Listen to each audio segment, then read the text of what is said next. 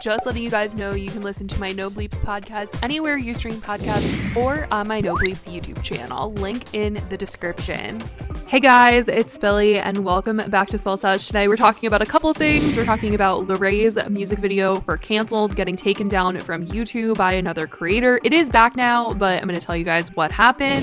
Shane Dawson coming back to Instagram with a message for his followers, and Bretman rock coming for David Dobrik. I think this one shocked everyone. Nobody saw Bretman calling David Dobrik out coming. Let's get into it. So Larray had this music video come out last year and he was calling out a bunch of people in this music video. It was a giant roast and definitely had some people upset. But clearly one person got way more upset than the others because he said that his YouTube video for the music video got taken down. And he made that clear by posting exactly what YouTube had messaged him.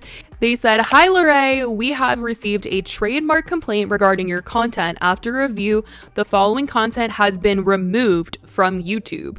And it is the music video. It says, "If you believe that your content was removed in error, you can let us know within 30 days of this notice. You can submit the form," yada, yada, yada, yada. Basically, his video was taken down and he posted a TikTok saying, "Just found out which creator took down my song." A lot of people were left wondering which creator it actually was because in this diss track, Larray came for a lot of people. A lot. I mean, Charlie D'Amelio, he was calling out the Sway Boys, the Dolan twins for unfollowing James Charles. He was calling out a lot of people. So there were a ton of creators it could have been. But from reading the comments, it seems like this was actually someone that he didn't mention in the actual video, but it actually has to do with the person that created the track. So I guess Larray did not, originally make the track. And so that is why it is a trademark situation. And obviously it says trademark, that's what YouTube emailed him over, and that was the reason why they took it down to begin with. But people really were under the impression after watching his TikTok that another creator that was mentioned in the video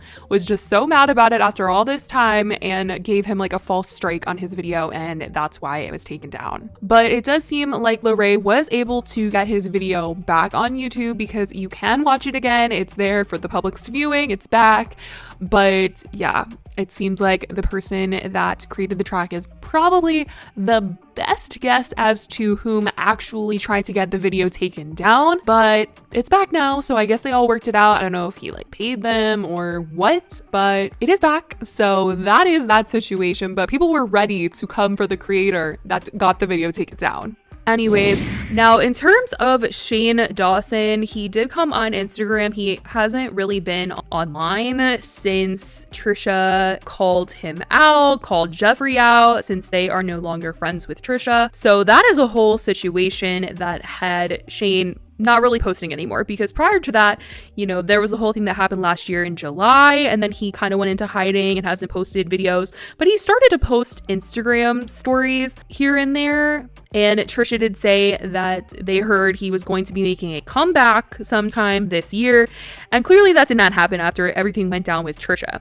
But he did pop onto Instagram to give an important message to his audience this past week, and he said, "If you've been asking for a sign, this is it. The world would be a sadder place without you in it. You aren't alone even when you feel the most isolated. Someone is always watching over you and sending you messages. If you don't believe in that stuff, that's okay. Messages can come from people in your life too. Life is so short and there's so much left for you to do.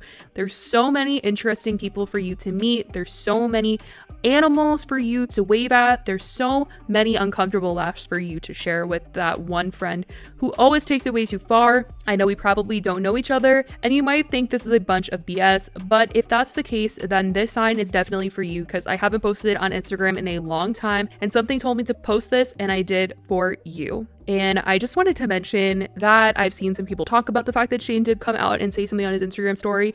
So I just wanted to share that with you. But let's move on to this David Dobrik and Bretman Rock situation. This was in a very, very long Instagram story he made saying that he was going to be spilling some tea. Spill some tea. I've been wanting to spill this tea for so long.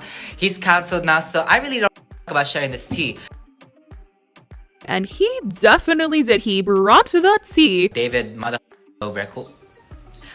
And he was talking about the People's Choice Awards, where he and David Dobrik both won. So I believe David won Creator of the Year and Bretman won in the beauty category, and they literally were at the People's Choice Awards. Like, this is not a small event, but they both won in their separate categories. And afterwards, he went over to David's table to like say hi to his friends and stuff. And David was basically just like, who are you? Like, what do you do? And Bretman said that this was the day after his dad had passed away. So he was already obviously, you know, really emotional. I mean, who wouldn't be? It's just like such a tragic situation. And for him to be winning this was a magical moment. And for someone to just be like, so like, who are you? What? Whoop.